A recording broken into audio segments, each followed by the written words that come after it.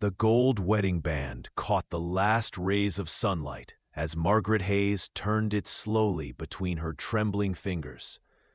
3 days without food did strange things to a woman's mind, made precious things seem less important than the gnawing emptiness in her belly. The general store in Salvation Creek stood before her like a judgment, its windows displaying goods she couldn't afford, its doorway a threshold she'd crossed a dozen times as a respectable rancher's wife. Now, 6 months a widow, she was about to cross it as a beggar. "Please," she whispered to the storekeeper, her voice barely audible over the wind that swept down from the Montana mountains. "It's real gold. My husband gave it to me on our wedding day. It should buy enough flour and beans to last me through the winter." Our 24-year-old body had grown thin. Her dress hung loose where it once fit properly, and her honey-colored hair, though clean, lacked the luster it had known in better days. But her green eyes, those eyes that had once sparkled with dreams, now held only desperation. Before you continue with Margaret's journey, I'd love to ask you to take a moment to subscribe to the From Wild West channel and give this video a like. It truly means the world to us and helps us bring you more quality stories like this one. Your support keeps these tales of the frontier alive. The storekeeper examined the ring with practiced disinterest. Might get you a week's worth of supplies, maybe less. He looked up at her with eyes that had seen too many desperate people. "Times are hard for everyone, Mrs. Hayes. A week. 1 week of food for the only thing of value she owned."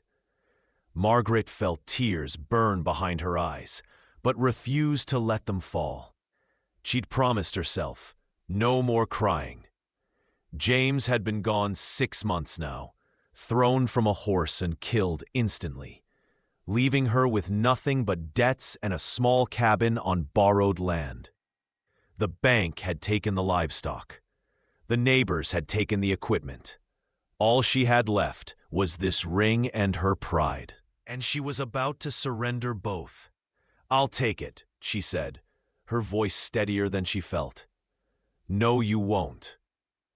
The voice came from behind her, deep and certain as thunder rolling across the plains.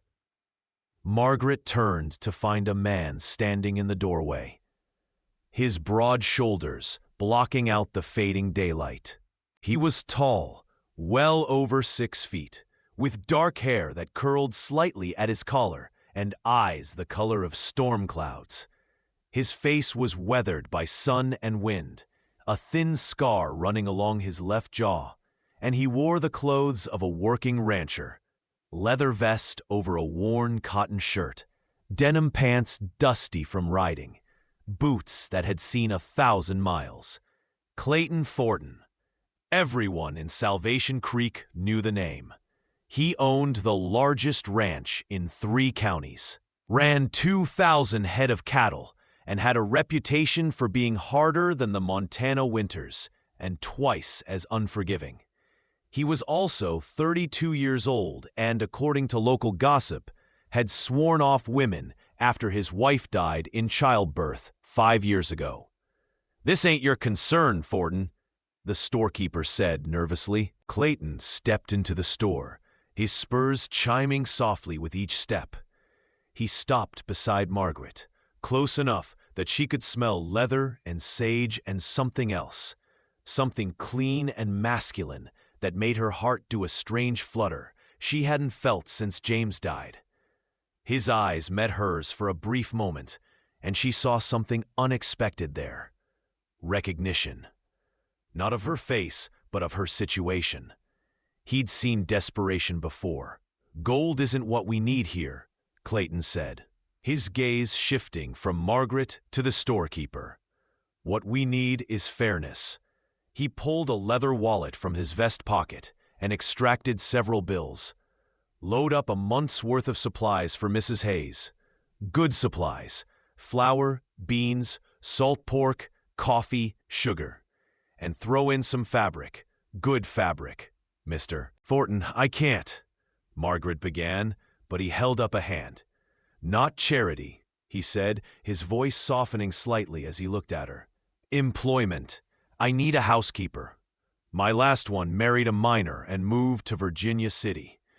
The position comes with food, a room in the main house, and wages. $10 a month. Margaret's mind reeled. $10 was more than she'd seen in the 6 months since James died. But living in Clayton Thornton's house, working for a man known throughout the territory for his cold heart and iron will. I don't need charity, she said quietly, lifting her chin with what remained of her pride. And I don't give it, Clayton replied. His eyes held hers, and she saw no pity there, only a straightforward business proposition.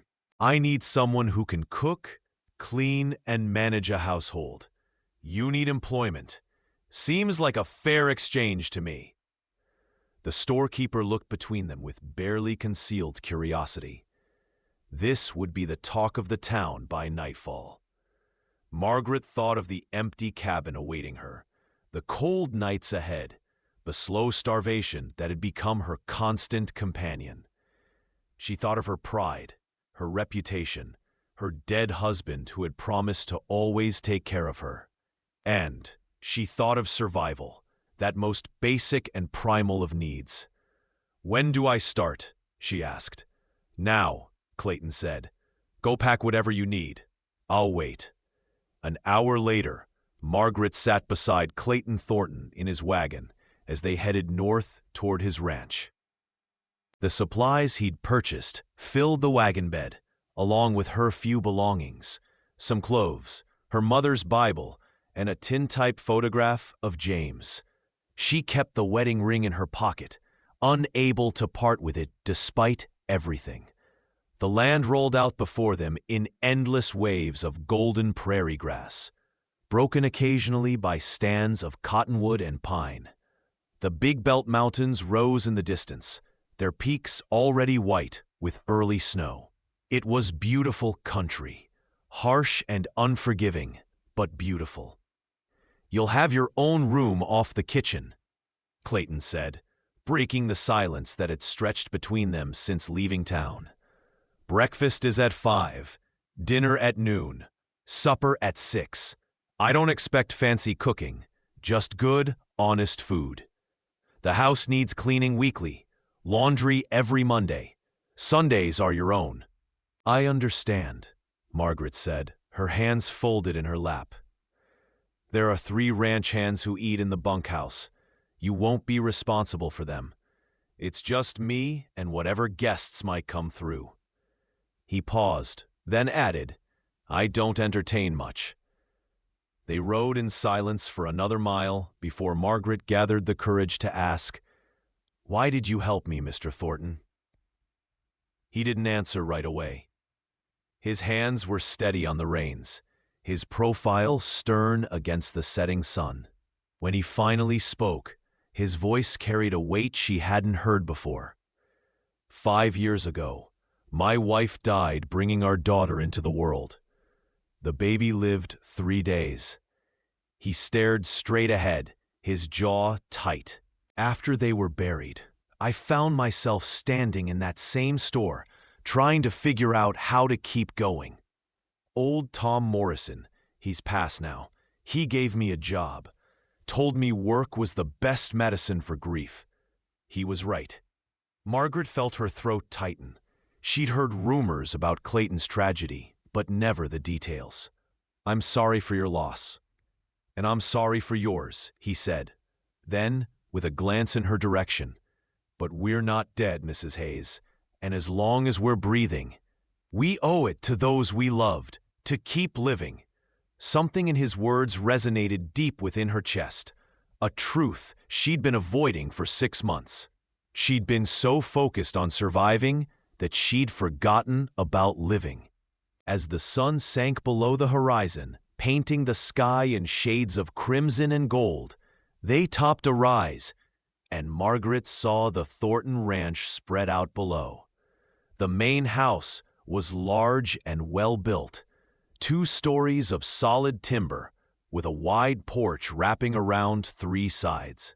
Barns and outbuildings dotted the property, and in the distance, she could see cattle grazing in fenced pastures. It was prosperous and beautiful, everything her own small homestead had never been. "It's magnificent," she breathed. "It's home," Clayton said simply. Then with the barest hint of a smile, "And now it's yours too." The first week passed in a blur of activity. Margaret threw herself into her work with a determination that surprised even her. The house had been neglected, not dirty exactly, but lacking the care and attention a home deserved.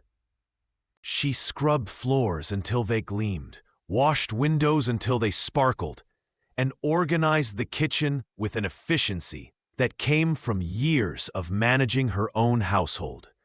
Clayton was absent most days, rising before dawn to work the ranch and not returning until after dark. When he was home, he was quiet and reserved, speaking only when necessary. But Margaret noticed small things, how he always removed his boots at the door without being asked, how he thanked her quietly for each meal, how his eyes sometimes followed her movements when he thought she wasn't looking. It was on the 8th evening that everything shifted. Margaret had prepared a simple supper, roasted venison, baked potatoes, and greens from the garden. She'd set the table as she always did, and was about to retreat to the kitchen when Clayton said, "Sit." She turned, surprised. "Sir?" "Sit and eat with me," he clarified. "No sense in you eating alone in the kitchen." Hesitantly, Margaret took the seat across from him. The table suddenly felt very small with both of them at it. She served the food, her hands steady despite the nervous flutter in her stomach. And when both plates were full, she paused. Out of habit, out of a ritual so deeply ingrained she couldn't have stopped it if she tried, Margaret bowed her head and began to pray. "Dear Lord, we thank you for this food before us. We thank you for your provision and your mercy. We ask that you bless this meal and bless this household. Watch over those who work this land and those who call it home. And please, Lord, help us to be grateful for what we have, even in the midst of what we've lost. Amen." When she opened her eyes, Clayton was staring at her with an expression she couldn't quite read. His gray eyes had softened, and something in his face had shifted, a crack in the armor he'd worn so carefully. "My wife used to pray like that," he said quietly. "Every meal. I'd forgotten." He trailed off, his throat working as he swallowed hard. "I'd forgotten what it sounded like." Margaret felt her heart squeeze with compassion. "I'm sorry. I should have asked if you minded." "No," he interrupted, his voice rough. "Don't apologize. It was—" He paused, searching for words. "It was good, real good." They ate in comfortable silence after that, but something had changed between them. A wall had come down, just slightly, just enough to let a sliver of light through. Over the following weeks, Margaret began to see beneath Clayton's hard exterior. She learned that he woke each morning and spent 10 minutes sitting on the porch, no matter the weather, drinking coffee and watching the sunrise. She discovered that he read books, real books, not just agricultural journals, and that his favorites were poetry and philosophy. She found out that he had a gift with horses, a patience that seemed at odds with his brusque manner with people. And Clayton, for his part, began to see Margaret as more than just an employee. He noticed how she hummed while she worked, soft melodies that filled the empty spaces of the house. He saw how she tended the garden with the same care she'd once given her own, how she never wasted anything, how she found joy in small things, a particularly beautiful sunset, the first frost on the windows, the way bread smelled when it was baking. He also noticed that she still wore her widow's black, that her wedding ring remained on a chain around her neck, and that sometimes, when she thought no one was watching, a shadow of profound sadness would cross her face. One evening in late October, a storm rolled in from the mountains with terrifying speed. Margaret was in the garden, gathering the last of the vegetables before the freeze when the sky opened up. Rain fell in sheets, driven horizontal by wind that screamed across the prairie. She ran for the house, her arms full of squash and potatoes, her dress soaked through in seconds. She burst through the kitchen door, water streaming from her hair and clothes, and found Clayton standing there with towels. "Get those wet things off before you catch pneumonia," he ordered, his voice gruff, but his eyes concerned. Margaret's hands shook as she tried to set down the vegetables. Whether from cold or something else, she couldn't say. Clayton took them from her and set them on the table, then wrapped a towel around her shoulders. "Go change," he said. "I'll make coffee." By the time she returned in dry clothes, her hair wrapped in a towel, Clayton had coffee brewing and a fire roaring in the hearth. Thunder shook the house, and lightning illuminated the windows in brilliant flashes. Margaret had always hated storms, ever since she was a child, and this one was particularly fierce. "Sit by the fire," Clayton said, handing her a cup of coffee. "You're still shaking."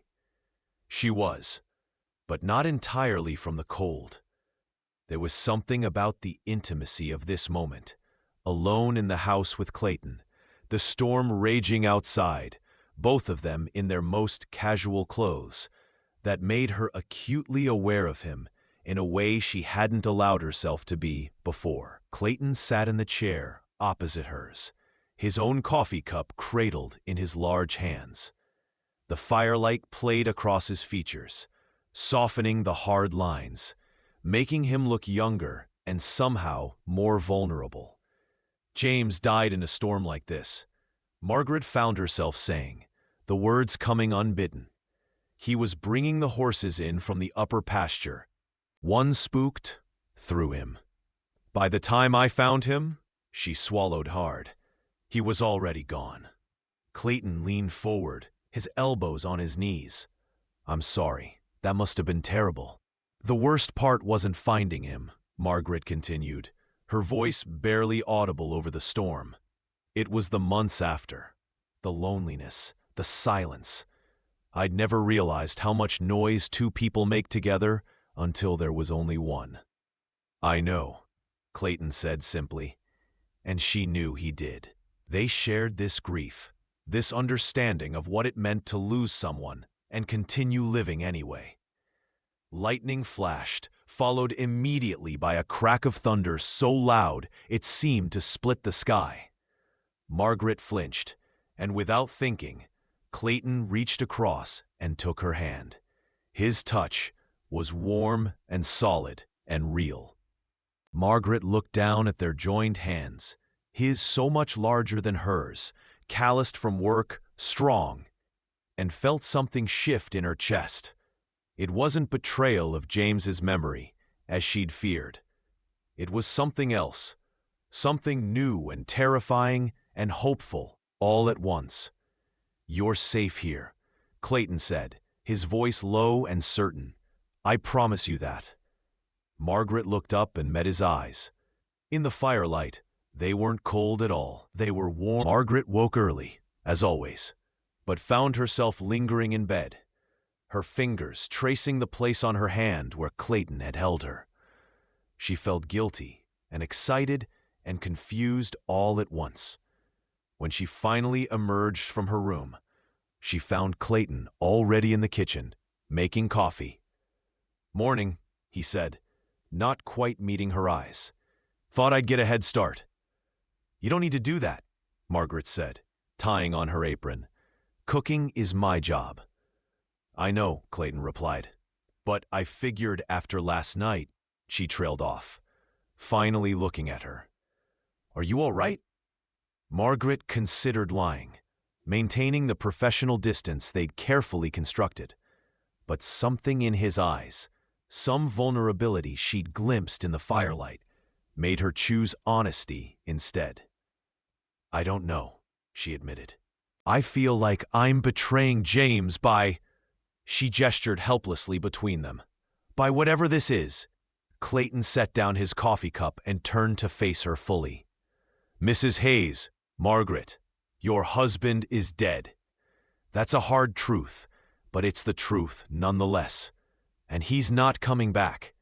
You can spend the rest of your life mourning him, or you can choose to keep living. Both are valid, but neither one is a betrayal. How did you move forward after losing your wife?" "I didn't," Clayton said bluntly. "For 5 years, I've been stuck right where she left me, working myself to exhaustion, keeping everyone at arm's length, telling myself that work was enough." He took a step toward her. "And then you showed up in that store, trying to trade your wedding ring for food, and something in me recognized something in you. We're the same, you and I. We're survivors. But surviving isn't the same as living." Margaret felt tears prick her eyes. "I don't know if I remember how to live." "Then we'll figure it out together," Clayton said.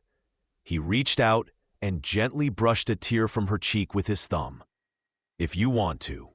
No pressure, no expectations. Just together."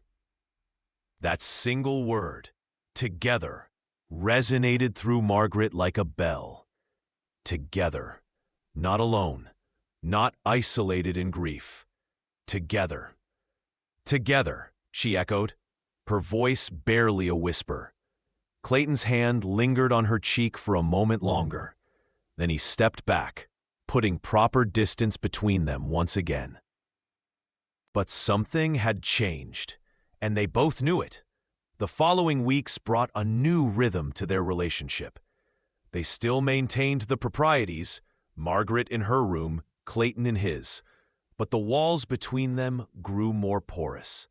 He began staying for breakfast, sitting at the kitchen table while she cooked and telling her about the ranch's operations. She began asking questions, showing genuine interest in the cattle and the land and the business of running such a large operation. In the evenings, after supper, they fell into the habit of sitting by the fire together. Sometimes they talked about their lost spouses, sharing memories without guilt. Sometimes they discussed books or current events, and sometimes they simply sat in comfortable silence, the kind of silence that only comes when two people are truly at ease with one another. Clayton began teaching Margaret skills she'd never learned as a rancher's wife. He showed her how to properly ride, not side saddle as propriety demanded, but astride like a man, with control and confidence. He taught her to shoot, spending patient hours at the target range until she could hit what she aimed at. He brought her along when he checked fence lines and cattle, explaining the workings of the ranch with a detail that suggested he wanted her to understand his world. And Margaret, in turn, brought life back to the Thornton house. She made curtains for the windows, planted bulbs for spring flowers, and filled the rooms with the smells of baking and cooking. She organized Clayton's office, finding papers he'd lost years ago. She mended his clothes and made him new shirts from the fabric he'd bought that first day. But more than that, she brought warmth. She brought laughter. She brought hope. It was Margaret who first suggested they decorate for Christmas, something Clayton hadn't done since his wife died. Together, they cut a tree from the property and hauled it back to the house. Margaret produced decorations she'd salvaged from her old cabin, and Clayton contributed some that had been packed away for years. They spent an entire evening stringing popcorn and hanging ornaments while snow fell softly outside the windows. Sarah loved Christmas, Clayton said quietly, hanging a delicate glass angel on the tree.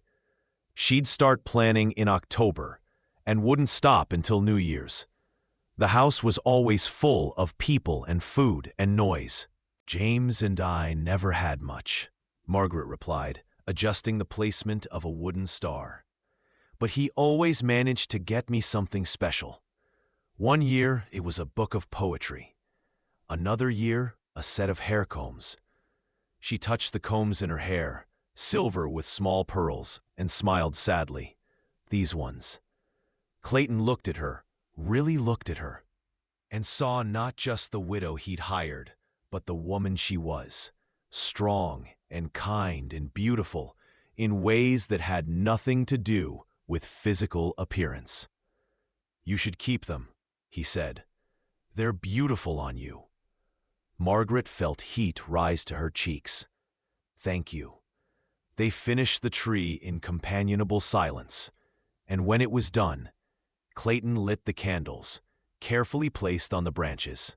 The tree glowed in the darkness, casting dancing shadows on the walls, filling the room with the scent of pine and wax. "It's perfect," Margaret breathed. "Yeah," Clayton agreed. But he wasn't looking at the tree. He was looking at her. Margaret felt his gaze and turned to meet it. The air between them seemed to thicken, charged with possibility. Clayton took a step toward her, then another, until he stood close enough that Margaret could feel the heat radiating from his body. "Margaret," he said softly, her name a question and a statement all at once.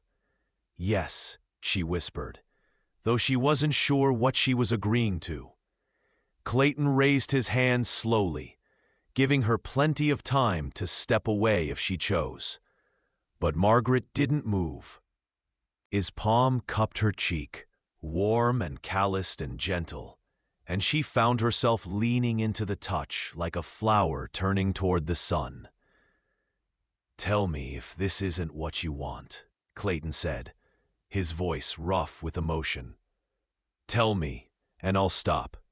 We'll go back to the way things were." "I don't want to go back," Margaret said, surprised by the certainty in her own voice. "I want to move forward."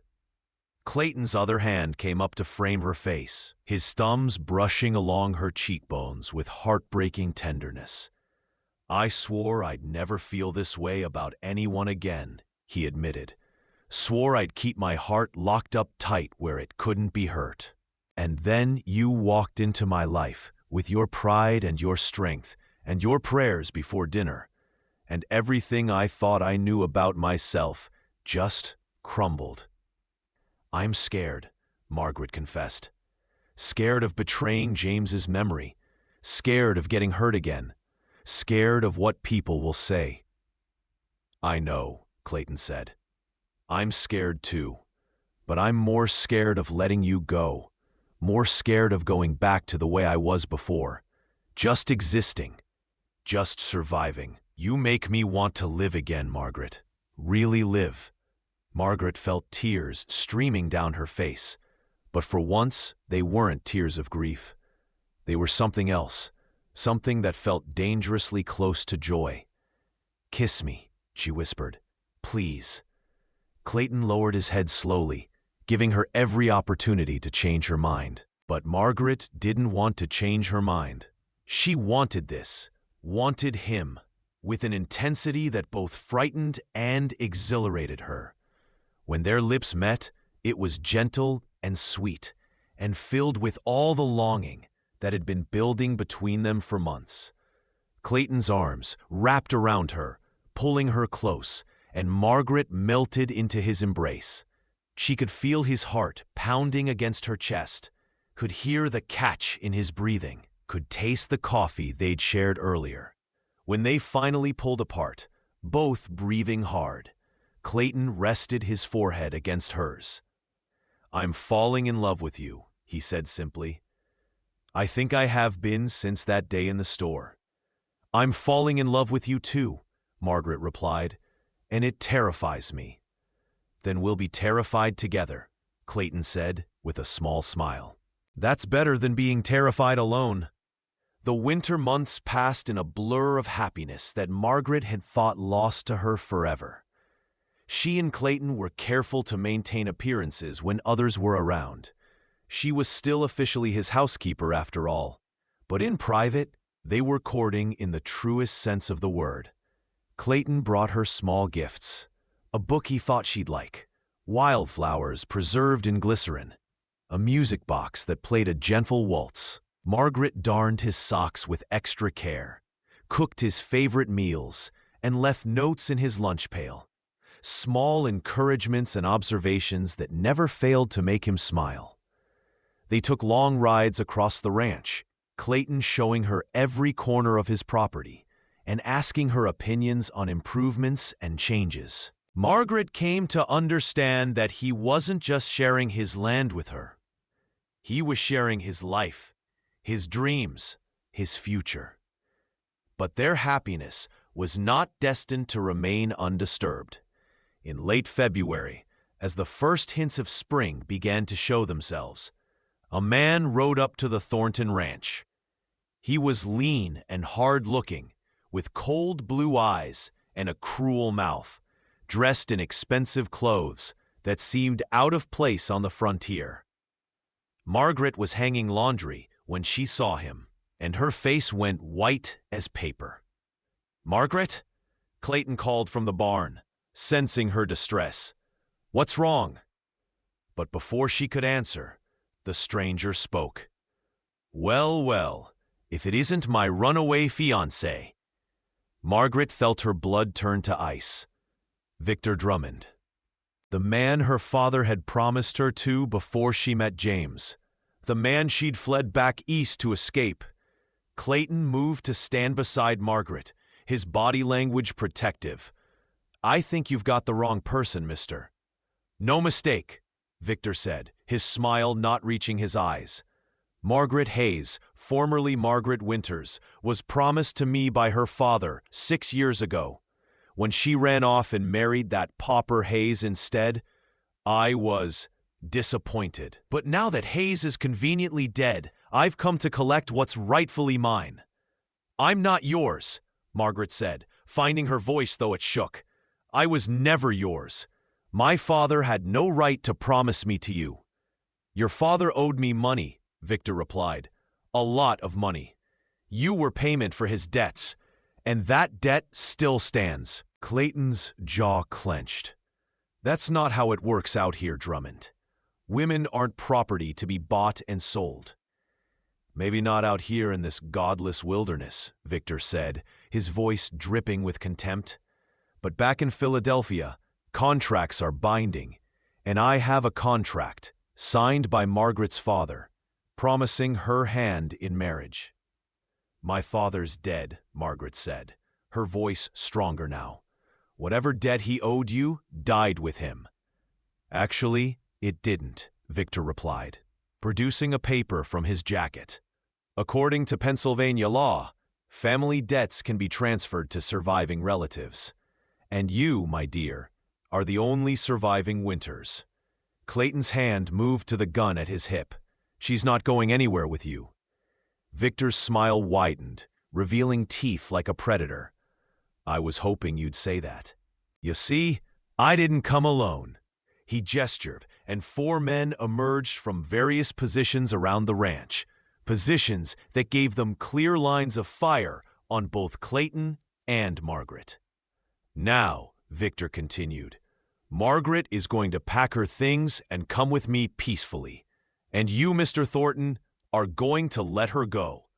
Because if you don't, my men will burn this ranch to the ground, starting with the barn where I believe you keep those prize horses you're so proud of." Margaret felt panic rising in her chest. She couldn't let Clayton lose everything because of her, but she also couldn't wouldn't go with Victor Drummond. She'd rather die.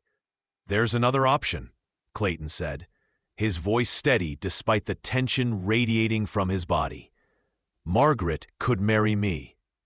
Today, right now.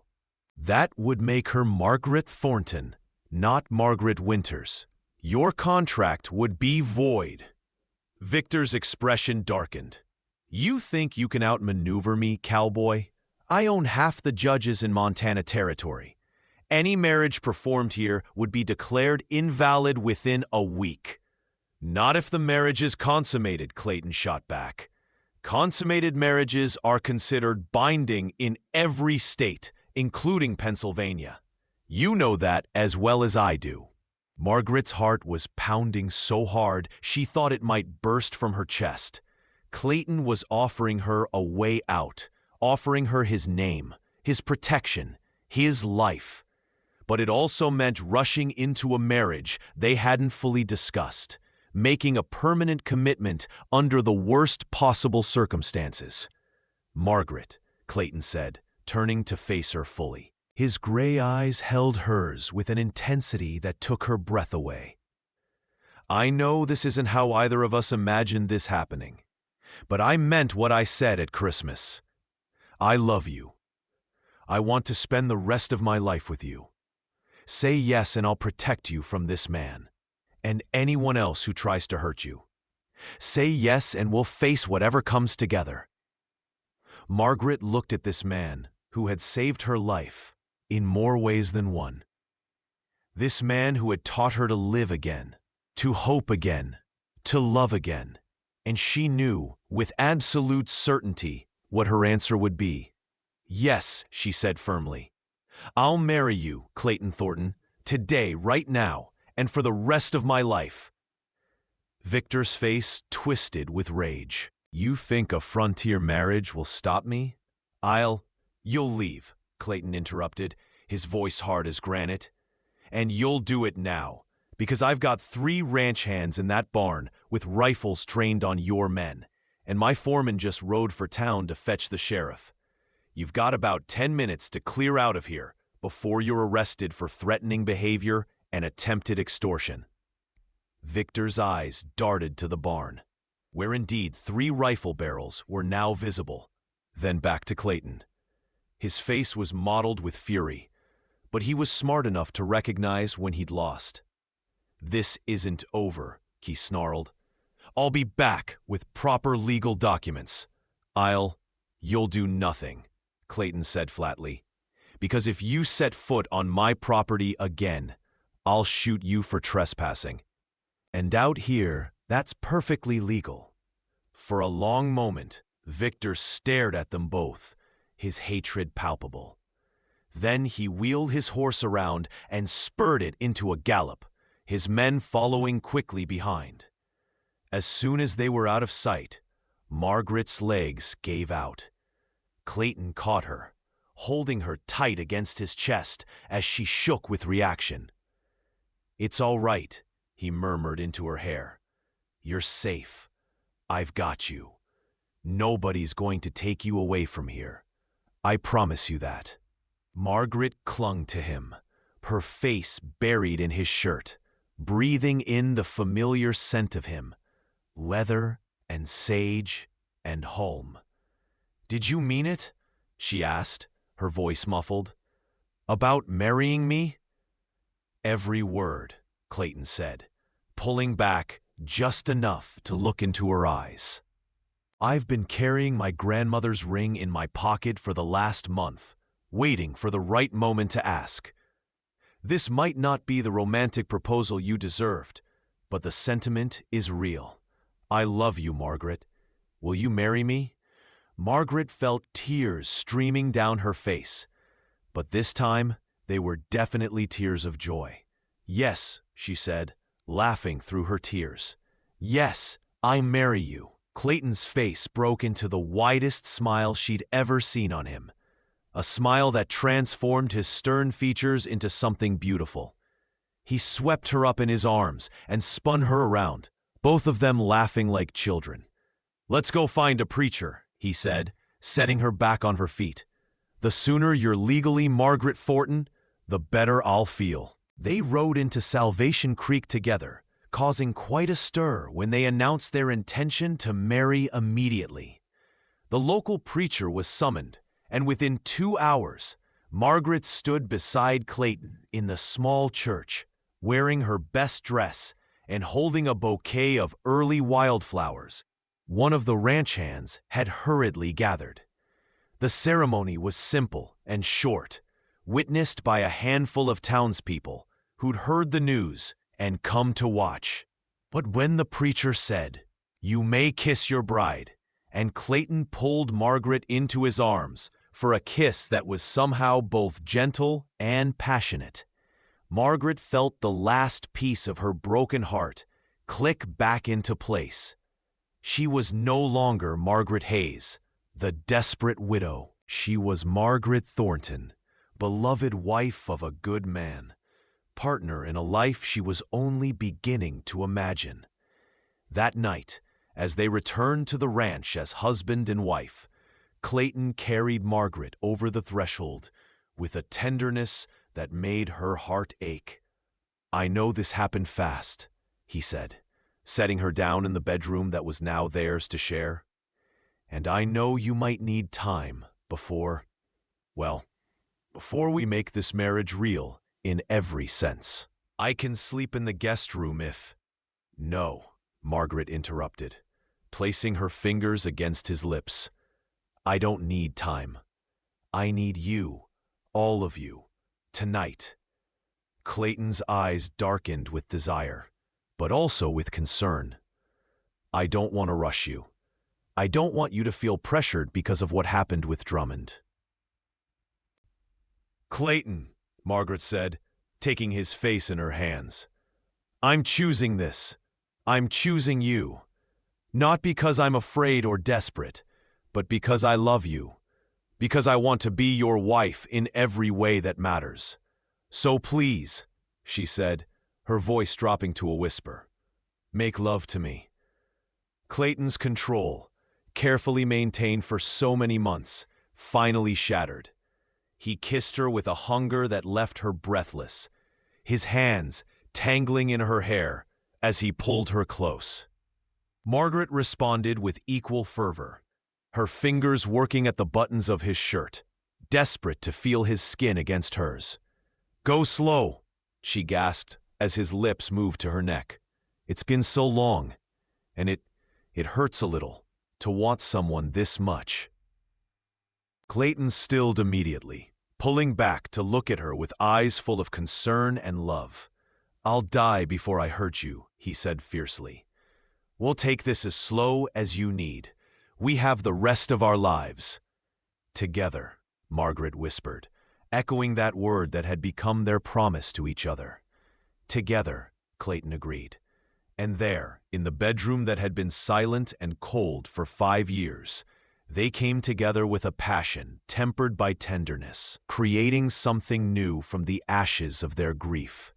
They learned each other's bodies slowly, carefully, with whispered words of love and reassurance. And when they finally joined, it wasn't just physical. It was a promise, a commitment, a binding of two wounded souls into something stronger than either had been alone. Afterward, they lay tangled together in the moonlight, Clayton's arms wrapped protectively around Margaret, her head resting on his chest as she listened to his heartbeat. "Thank you," she whispered. "For what?" Clayton asked, his fingers tracing lazy patterns on her bare shoulder. "For seeing me that day in the store, for offering me hope instead of charity, for teaching me that I could love again without betraying the love I'd known before." Clayton kissed the top of her head. "You saved me too, you know. I was drowning in my own grief, and I didn't even realize it until you showed me what living actually looked like." They fell asleep like that, wrapped in each other's arms, safe and loved and home. The trouble with Victor Drummond wasn't over, but it took a different form than they'd expected. Rather than returning with force, Victor tried the legal route, filing papers in Philadelphia, claiming fraud and breach of contract. It took 6 months and considerable legal fees, but eventually, a judge ruled that Margaret's marriage to James Hayes had invalidated any prior contracts, and her subsequent marriage to Clayton Thornton was entirely legal and binding. During those 6 months, Margaret and Clayton built their life together. Margaret was no longer just the housekeeper. She was the lady of the house, making decisions about the ranch alongside her husband. Clayton valued her opinions and often sought her counsel on important matters. Together, they made the Thornton Ranch not just profitable, but a true home. Margaret learned to love the land as Clayton did, riding out with him to check cattle and mend fences. She became a skilled horsewoman and a decent shot, earning the respect of the ranch hands who initially viewed her with skepticism. And Clayton, in turn, opened his heart in ways he'd thought impossible. He laughed more, smiled more, lived more.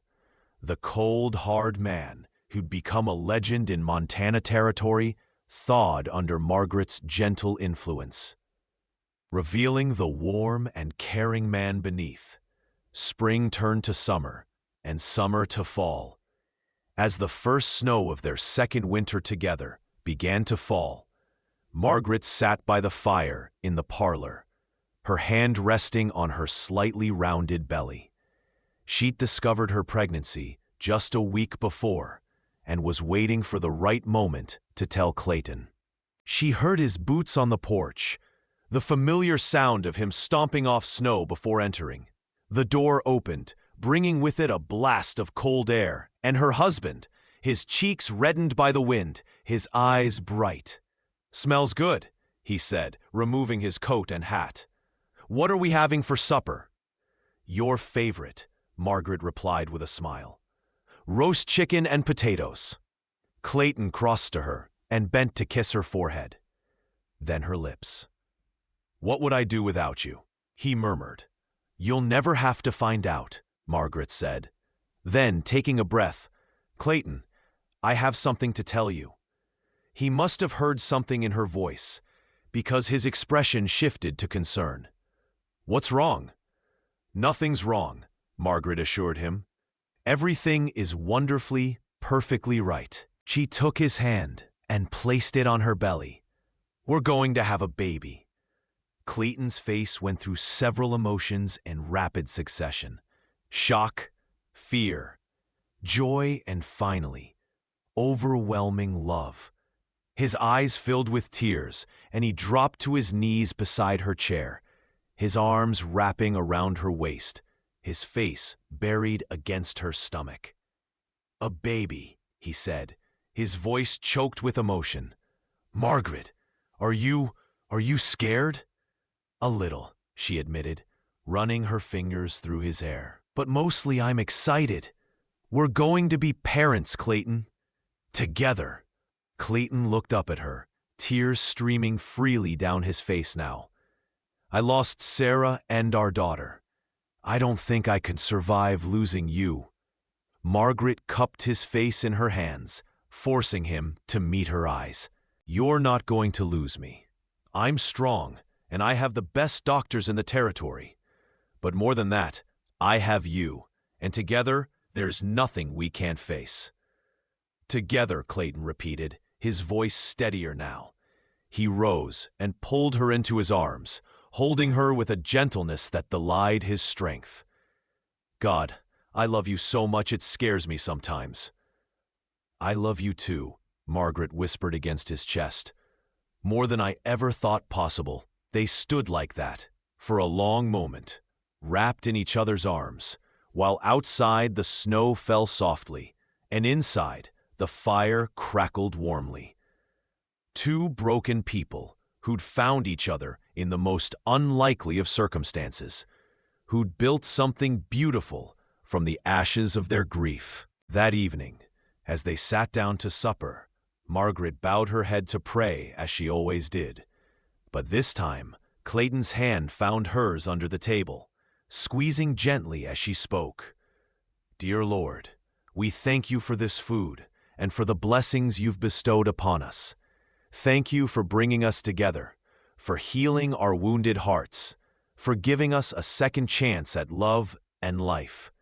And thank you, Lord, for the new life growing within me, a symbol of hope and renewal. Please watch over this child and help us to be the parents they deserve. We ask all this with grateful and humble hearts. Amen." "Amen," Clayton echoed softly. Margaret looked up to find him watching her with that expression she'd first seen months ago, the one that had told her she'd touched something deep within him, the one that said she was loved beyond measure. "You know," Clayton said thoughtfully, "it was the way you prayed before dinner that first really got to me. The sincerity of it, the gratitude despite everything you'd lost. It reminded me that faith wasn't just about going through the motions. It was about truly believing that even in our darkest moments, there's still light somewhere." "And did you find your light?" Margaret asked softly. Clayton's smile was tender and full of love. "I did. I found it in you." 6 months later, on a warm spring morning, Margaret gave birth to a healthy baby girl. The labor was long and difficult, and there were moments when Clayton, pacing outside the bedroom door, was transported back 5 years to another birth, another night filled with fear and prayer. But this time, the story had a different ending.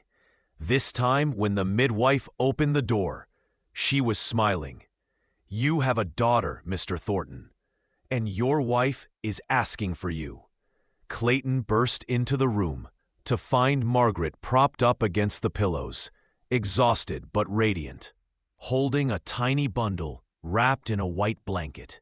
She looked up as he entered, and her face broke into a smile that outshone the sun streaming through the windows. "Come meet your daughter," she said softly. Clayton crossed the room on legs that suddenly felt unsteady. He sat carefully on the edge of the bed and looked down at the tiny face peeking out from the blanket. The baby had a shock of dark hair, and when she opened her eyes, they were the same storm gray as her father's. "She's perfect," Clayton breathed, his voice thick with emotion. "You're both perfect." "I was thinking," Margaret said, "that we could name her Sarah, after your first wife, and Grace, because that's what she is, a gift of grace." Clayton looked at Margaret with so much love that it actually hurt. "You do that, even though Sarah was part of you," Margaret interrupted gently. "And this baby, our Sarah Grace, she's a gift that came from both of our losses and our love. It seems fitting." Clayton carefully took his daughter in his arms, marveling at how small and fragile she was, how utterly dependent. And yet, holding her, he felt not fear, but hope. Hope for the future, hope for redemption, hope for the continuation of the love he and Margaret had built. "Hello, Sarah Grace," he whispered to his daughter. "Welcome to the world. You've got the best mother anyone could ask for, and I promise you, I'm going to spend every day trying to be worthy of you both." Little Sarah yawned, apparently unimpressed by her father's emotional declaration, and both Clayton and Margaret laughed through their tears. Over the months and years that followed, the Thornton Ranch continued to prosper. Margaret proved to be not just a capable ranch manager's wife, but a shrewd businesswoman in her own right. She started raising chickens and selling eggs, then expanded into dairy cows and butter production. She developed a small vegetable business, selling produce to the growing town of Salvation Creek. Her enterprises added substantially to the ranch's income, and gave her a sense of independence and accomplishment. Clayton, for his part, became known throughout Montana Territory, not just as a successful rancher, but as a man of integrity and compassion. He and Margaret became pillars of the community, hosting dances at their ranch, providing employment for those who needed it, and offering guidance and support to other young couples starting out. Sarah Grace grew into a spirited child with her father's determination and her mother's kind heart. She was the light of her parents' lives, proof that even the deepest wounds could heal and that love could triumph over loss. 3 years after Sarah's birth, Margaret gave Clayton a son, whom they named James Clayton, honoring both Margaret's first husband and the man who'd given her a second chance at happiness. And 2 years after that, another daughter arrived, Elizabeth Hope, completing their family. On a crisp autumn evening, 20 years after that day in the general store, Clayton and Margaret sat on their porch, watching the sun set over the land they'd built together. Their children were grown now. Sarah married to a good man who worked the ranch alongside Clayton, James preparing to study law back east, and Elizabeth helping her mother with the business ventures that had made the Thornton Ranch one of the most successful operations in the territory. "Did you ever imagine this?" Margaret asked, her hand finding Clayton's as naturally as breathing. "That day in the store, when you told me gold wasn't what we needed, did you imagine we'd end up here?" Clayton was quiet for a moment, his thumb rubbing gentle circles on her hand. "I don't know if I imagined it exactly," he admitted, "but I hoped for it. From that first moment I saw you, trying so hard to hold on to your dignity despite your desperation, I saw a woman worth saving. I saw someone who'd been beaten down, but refused to stay down. And I thought, if anyone could understand what I'd been through, it would be someone who'd suffered their own losses." "I saw the same in you," Margaret said softly. "You were so closed off, so determined to never feel anything again. But I could see the pain underneath, and I recognized it, because I felt it too." "We saved each other," Clayton said simply. "Two broken people who put each other back together." Margaret leaned her head on her husband's shoulder, comfortable and content in the silence that had become their own language over the years. From inside the house, she could hear Elizabeth playing the piano, a talent inherited from Clayton's mother, and the sound drifted out through the open windows, sweet and melodic. "You know what I'm most grateful for?" Margaret said after a while. "What's that?" "That you saw me, really saw me, not as someone to pity or save, but as a person, someone with value beyond my circumstances. You treated me with respect from the very first moment, even when I had nothing to offer you but my work." Clayton turned to look at his wife, this woman who'd brought light back into his dark world, who taught him to love again, who'd given him children and purpose and joy. The years had only made her more beautiful to him, the lines around her eyes and mouth, testament to a life filled with laughter and love. "You're not property. You're a person," Clayton said, echoing words he'd spoken to her long ago. "I told you that once, remember?" "I remember," Margaret said, tears pricking her eyes. "I remember everything about that day, how scared I was, how desperate, how close I came to losing hope entirely. And then you appeared, like an answer to a prayer I didn't even know I was praying."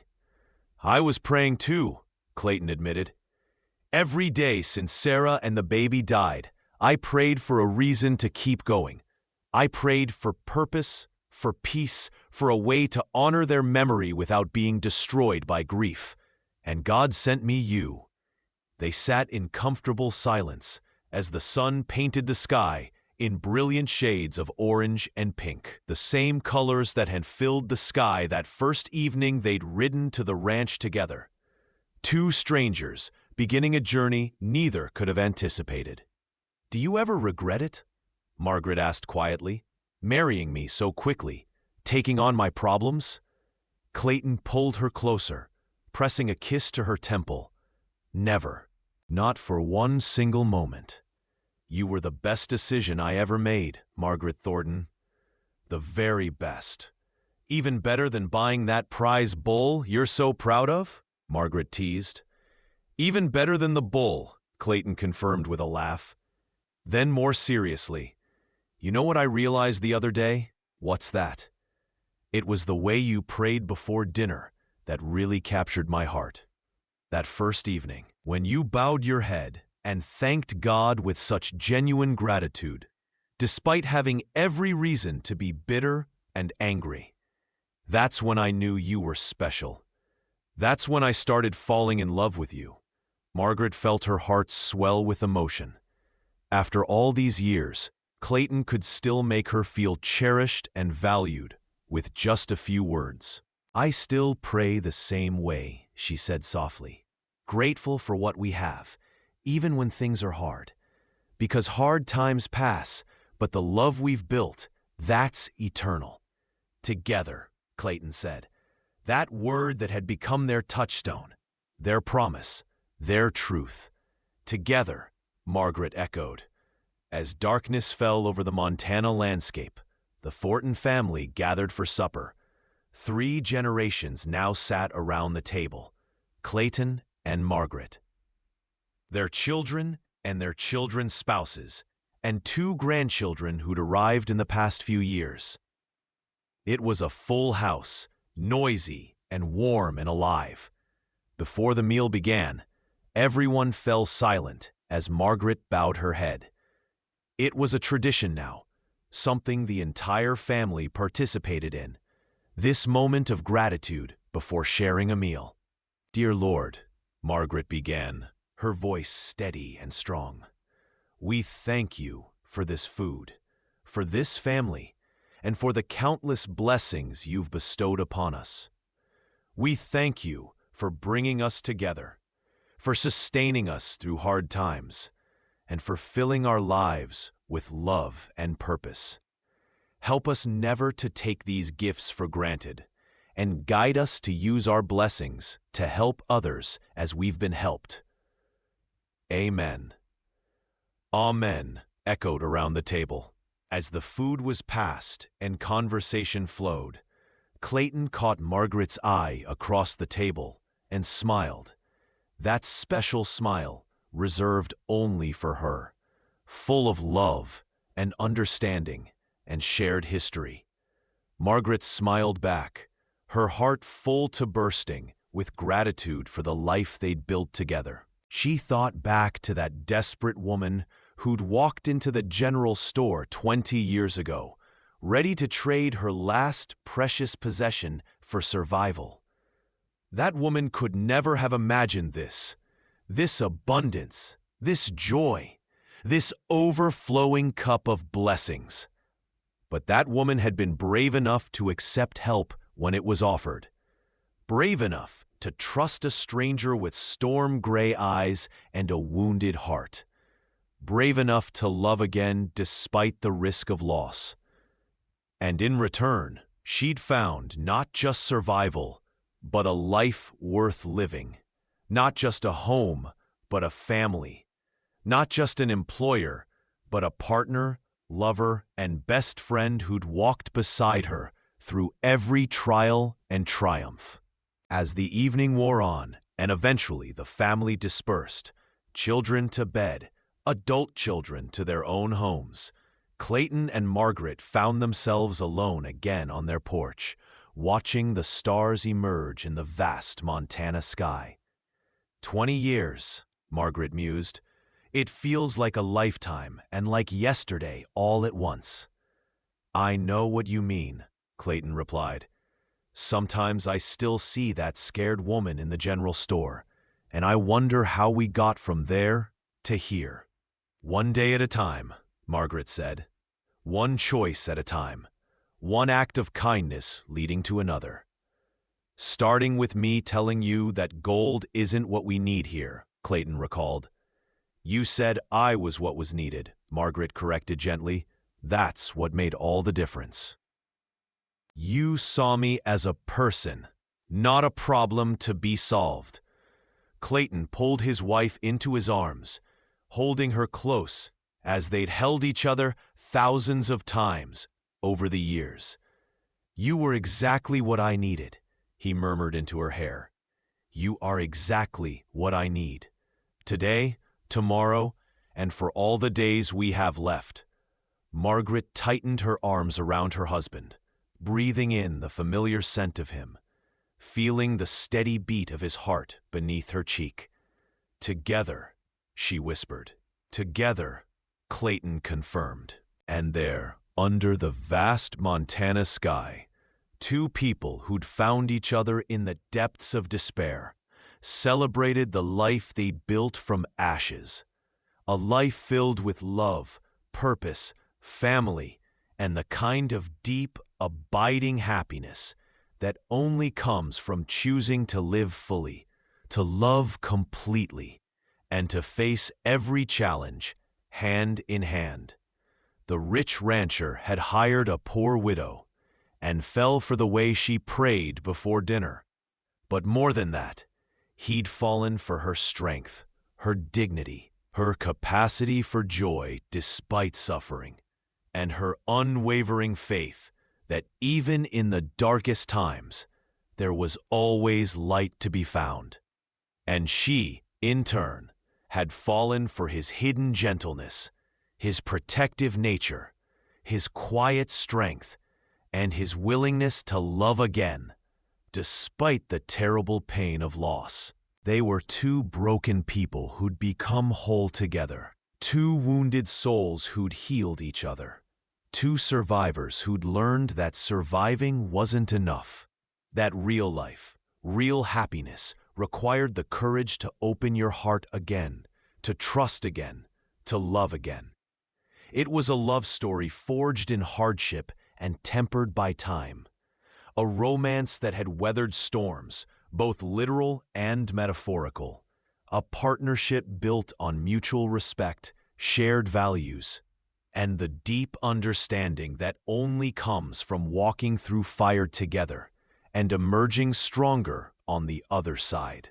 And as they stood together on their porch that night, watching the stars wheel overhead in their ancient dance, Clayton and Margaret Thornton knew with absolute certainty that every hardship they'd endured, every loss they'd suffered, every tear they'd shed, all of it had been worth it to arrive at this moment, this life, this love, together.